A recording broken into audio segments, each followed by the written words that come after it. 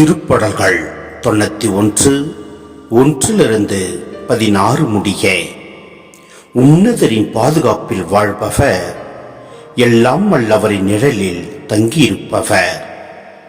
ஆண்டவரை நோக்கி, நீரே என் புகலிடம், என் அரண், நான் நம்பியிருக்கும் இறைவன் என்று உரைப்பார்.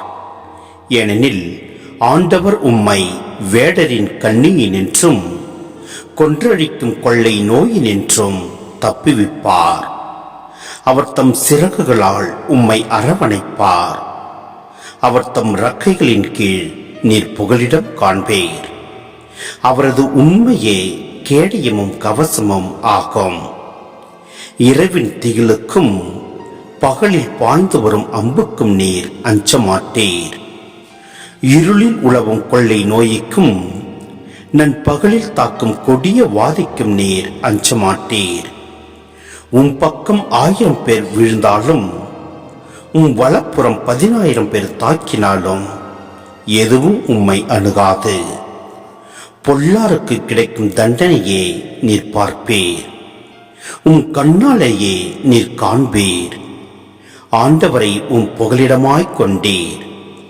உன்னதரை உம் உறைவிடமாக்கிக் கொண்டீர். ஆகவே தீங்கு உமக்கு நேரிடாது. வாதை உம் கூடாரத்தை நெருங்காது.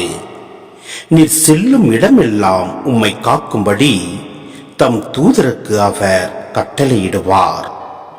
உம் கால் கல்லின் மேல் மோதாதபடி அவர்கள் தங்கள் கைகளில் உம்மை தாங்கிக் கொள்வர். சிங்கத்தின் மீதும் பாம்பின் மீதும் நீர் நடந்து செல்வேர். இளம் சிங்கத்தின் மீதும் விரியன் பாம்பின் மீதும் நீர் மிதித்து செல்வேர். அவர்கள் என் மீது அன்பு கூர்ந்ததால் அவர்களை விடுவிப்பேன். அவர்கள் என் பெயரை அறிந்துள்ளதால் அவர்களை பாதுகாப்பேன். அவர்கள் என்னை நோக்கி மன்றாடும் போது அவர்களுக்கு பதிலளிப்பேன். அவர்களது துன்பத்தில் அவர்களோடு இருப்பேன். அவர்களை தப்பிவித்து அவர்களை பெருமைப்படுத்துவேன். நீடிய ஆயுளால் அவர்களுக்கு நிறைவளிப்பேன். என் மீட்பை அவர்களுக்கு வெளிப்படுத்துவேன்.